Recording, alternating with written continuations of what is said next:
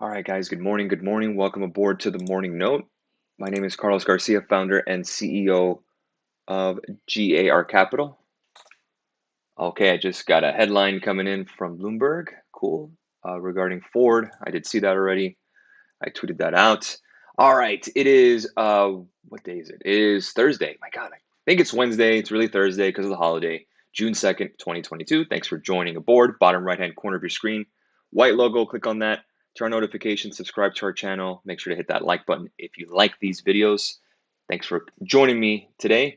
Dow futures up 102 points, NASDAQ up 0.30, S&P up 0.33. So again, solid, a little bit of gains to the upside. Russell 2000 futures up 0.37%, doing better. Crude oil, that's the one we're watching today, up 0.37%. Here's the chart on crude. This is the 1-year chart. And again, you can see right here, this is all the OPEC meeting stuff. I went ahead and sent out the tweets on OPEC on some of the meeting that's happening today. There is going to be an increase in production in oil. That's good, obviously. But again, you can see crude is starting to grind a little higher. 115 seems to be that resistance right now. We've hit as high as 120, then we flipped.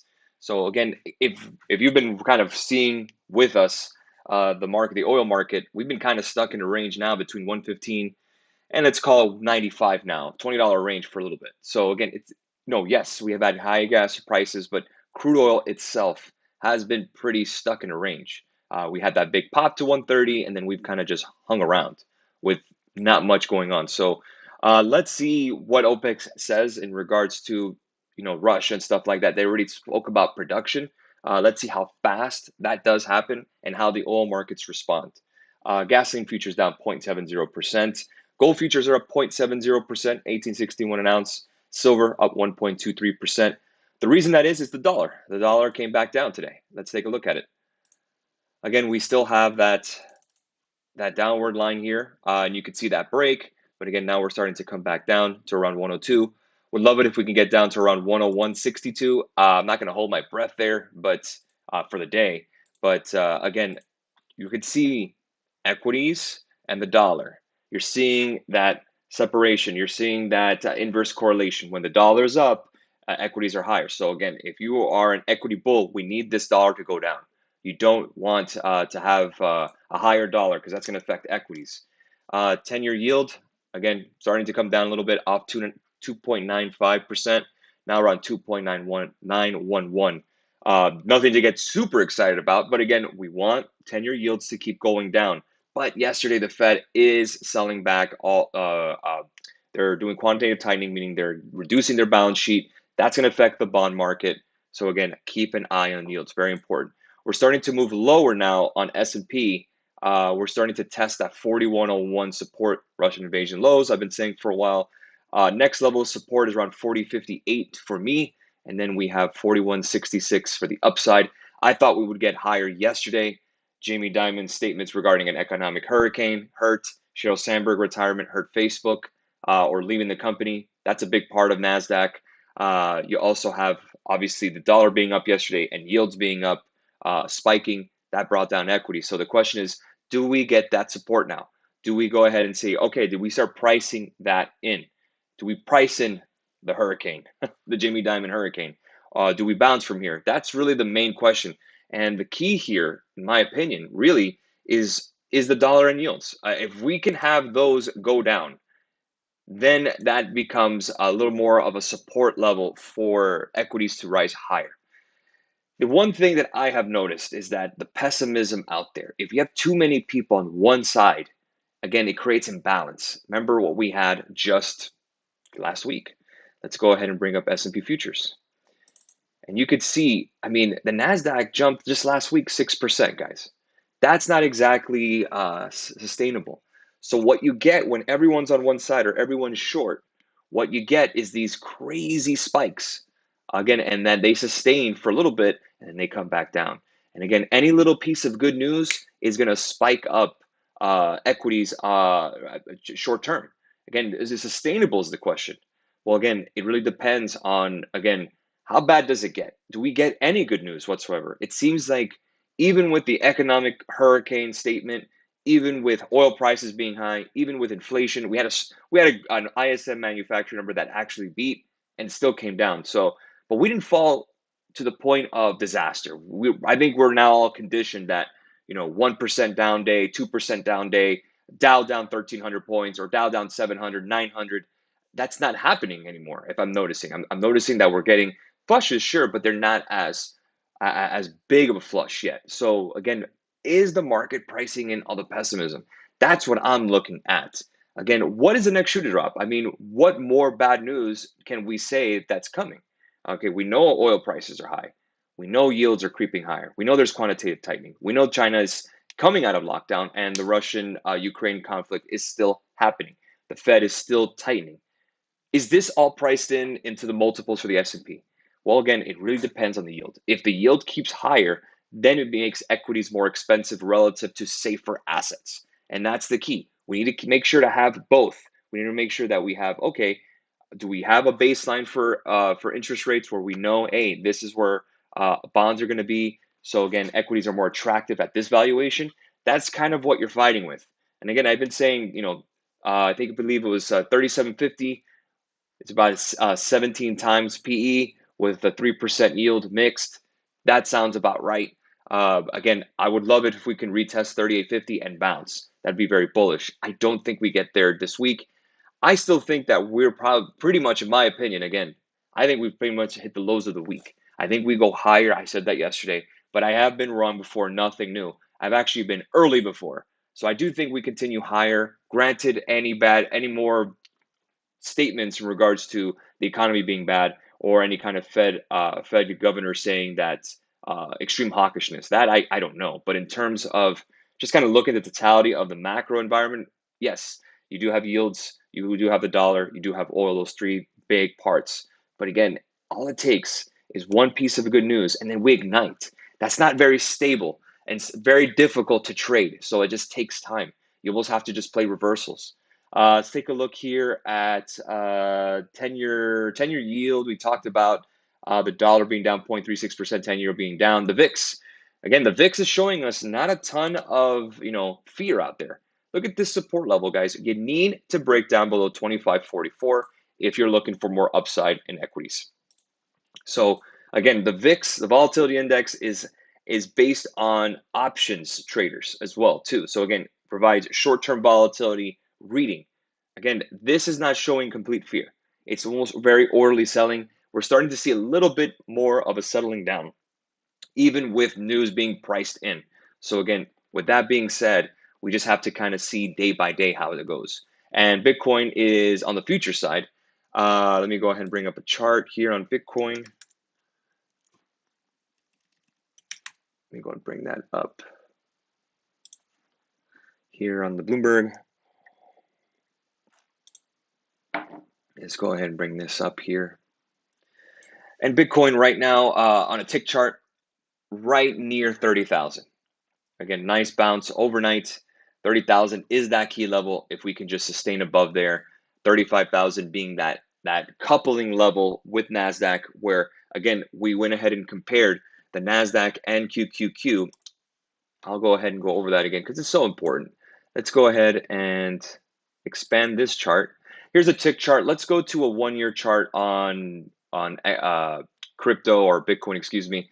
We're going to go ahead and add here. Let's go ahead and add NASDAQ, QQQ. And we could start looking at relative, it's moving relative to the market, moving relative to the QQQ. So let's go ahead and fix this up. We're going to go to edit series. I'm going to go ahead and increase the width so you guys can see it. A lot easier. We'll press update. And there we go. So you can see that Bitcoin, for the most part, you know what, let's go ahead and bring up a 5-year, kind of give us a little bit more of a, oh, that's not going to work. Let's go to year to date. Here we go. You can see just year to date, since we started January, that Qs and Bitcoin being white with those kind of candles, again, kind of sticking to the script, kind of sticking together. Again, running together. You can see that it moves very side by side, right? But yes, we've had some moves to the downside, below where QQQ is trading, and then we bounce. We go below, we bounce. We stay above, we overshoot it on Bitcoin, and then we fall. And then you can see right here again, this is all that Terra Luna liquidation, it seems. We stabilized, we popped. Solana, some news came out, obviously, that they're having network issues. It was halted. But again, you could see that we're still now below relative strength of QQQ. So again, the last time we did have that kind of a fall below QQQ levels, a little more protruded, I mean, we could see it more on this chart, was really in end of January. And then we did bounce. So again, you have two factors here. That 30,000 level, if that breaks, then you could start seeing lower and lower and lower, but we still kind of hovering around there. We're still kind of basing around there.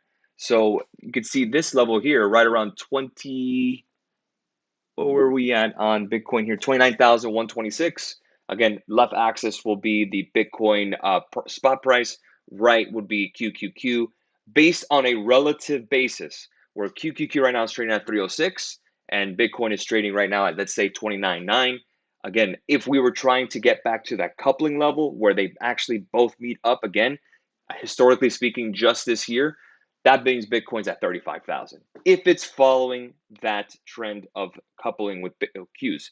Now, all this could change if QQQ continues to fall and then we get back to together on NASDAQ. Now, why would you compare QQQ and Bitcoin? Just the simple fact that they're both risk on assets. They're all about capital appreciation rather than getting dividends or value in terms of, in terms of getting a dividend or such like that.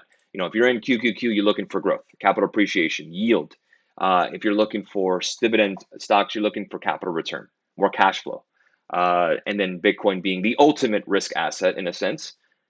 That's why we can compare them. Let's go ahead and answer some questions. Austin is asking about Ethereum. Let's go ahead and do that. We'll go ahead and bring this up. I think it's XET or XE.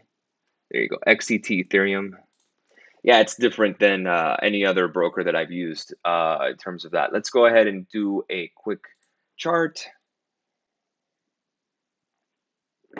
Here's a line chart. I can just go put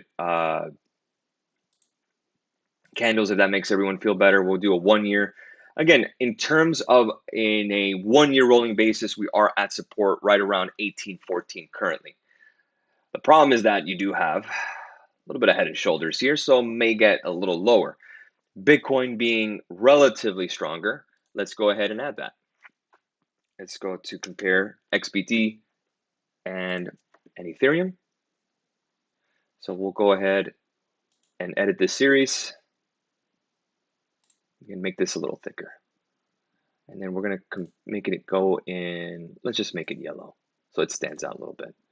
We'll update that and we'll go ahead and make it nice and easy to see. Let's update that. Okay, so you can see that Bitcoin and Ethereum are moving together, Austin, right? As they're moving together, we do get levels of times where we decouple, where we split. But Ethereum and Bitcoin being both crypto, yellow being the Bitcoin level, you can see that now it is now slightly outperforming Ethereum. Bitcoin being right around 29.7 and Ethereum being at 1800. If we wanted to get back to where we're coming back together, where Ethereum and Bitcoin are running side by side, that would put us right now at, that would put Ethereum right around 2141. So you're seeing that kind of weakness currently, kind of the way Bitcoin is weaker against QQQ. If Bitcoin starts getting bid back to the levels where QQQ are, then you'll see Ethereum go up as well. They do run together. Again, we know how volatile these cryptos can be, so really just have to go by day-to-day basis. I'm still holding mine. I actually bought some crypto yesterday, but I do it every week anyways. Again, small amounts, dollar cost averaging. I left that thing on autopilot. Just leave it, make it easy for me. Let's go and take one last look at crude oil before we end the session. Crude oil did pop on that hourly candle at 8 in the morning, starting to settle down a little bit. We just got that 9 a.m. candle. We're still below that 115 resistance, it looks like. We'll go and place an alert if we break above. And we do know that energy is the outperformer across the board. We'll go and bring up S&P futures. And you can see that 4101 level. Now what do? That's kind of the key. Do we retest the lows, 4074? Do we get to 4058? Do we continue higher? Again, it's we have to see how the open goes. Watch the yields, TNX, watch the dollar, watch energy today. Those are extreme and they're very, very important to see because that's going to give us that inflationary pressure chart or that inflationary pressure news. If we start seeing yields go higher and the dollar going higher and oil going higher, equities are just going to go lower. So that's where you start shorting down to 4058, 4044, possibly even 4,000. Definitely not out of the realm of reality. But again, 4101 seems to be that magnet. We broke below that and then we bounced above it again overnight. And then we're kind of just hovering around there. And if you guys want to know why I keep saying that's an important level, let's go and take a look at the daily. Let's go ahead and just extend this drawing to the left. There you go. See that yellow line there? These yellow lines here are gaps on the hourly. So again, ignore those. We had that downward trend. Again, that broke out of it. But look at this.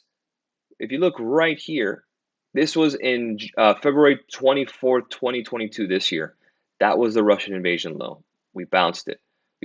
We tested it again in May 2nd, came back down, broke it, double bottom technically. Then we broke below and got the low of about 3804, right? Then we bounced. And think about this, we ended May green on the S&P, right? But we're back to that 41 level. So again, that seems to be a major pivot / inflection point for bulls and bears. 4101 for a bear is a point where everyone wants to short. 4101, if you want to consider that a base where we continue higher, a lot of stuff needs to go right. We just need at least some kind of good news. But again, 42, I think 4165 being the most recent high on a settlement level on a daily, 4200 being a key level that we broke back in the end of the month. Can we get there? Can we get to 4252? If not, then do we just hold here? Do we just kind of hit sideways? As usually selling May and go away happens. But now when we have a kind of rising interest rate environment, higher inflation, that's going to come into play where, a lot of traders and a lot of hedge fund managers are positioning themselves. Can we ever be too pessimistic? Absolutely. Can you ever be too bullish? Absolutely. Extremes don't last. Remember that. It's all about something called reversion to the mean. So again, are we reverting to the mean long term? Are we reverting to the mean short term? Marco Kolovnik from JPM said that we are going to continue higher and end the year break even. Imagine that. That would kind of get you around 4750. Now that's a hell of a call, but the guy is pretty smart. He's a quantitative analyst, but yet his boss, JP Morgan CEO Jamie Dimon, says a possible economic hurricane. Where do we go? I mean, I posted this on Twitter too. Another one here. Take a look at this, guys. I was doing some reading yesterday, and I don't know if you guys read this. Here's a good one. I'll read the headline. Is the consumer, what was it? $250,000, one third of Americans making $250,000 live paycheck to paycheck. Study find. That's from Lending Club. But yet, in that article, it said that people that are living paycheck to paycheck, it doesn't necessarily mean a bad thing or they don't have any money. So that headline could be a little misleading, but yet the Federal Reserve says that was reported last week, said the financial well-being of households since the pandemic, bolstered by stimulus aid and surge of prices and assets like housing stocks. About 78% of Americans said they were doing okay financially or living comfortably, the highest share since the Fed began running its annual survey in 2013. Still, one in 9 respondents said they couldn't cover a $400 emergency expense by any means, including credit cards, borrowing from family or friends, or selling an asset. So I'm not sure which one to go by. Do you go by what Lending Club says? Do you go by what the Fed says? There's a lot of information that needs to be disseminated, which is extremely difficult. This is why we do what we do. This is why we report the things. Again, guys, you can have lines on the screen. You can have all this. That tells you what's happening. The macro, the research, that tells you why. This is why we're here. Researching for you, getting you the info. Has it been tough trekking? Absolutely. But again, we're still here every day researching, making sure to get you the news that you need and the info you need to make proper decisions moving forward. Thanks for the question, Austin. We'll go and leave it there, guys. Have a great rest of your morning. I'll catch you guys later for the aftermarket recap. Cheers.